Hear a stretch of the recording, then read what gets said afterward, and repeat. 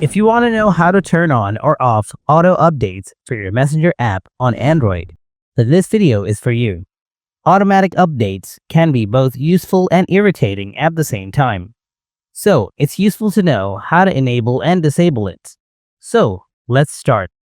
Open your Play Store app. Go to the search bar. Now type Messenger. After searching it, open the Messenger app page. Inside here, you will see a three-dot menu in the top right corner. Tap on it.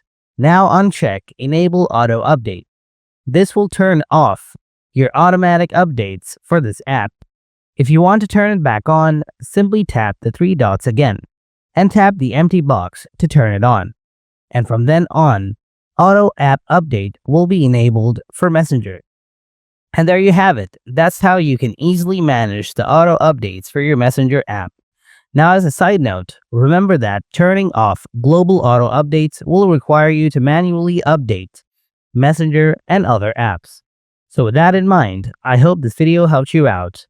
And you can also let me know if you need further help in the comments.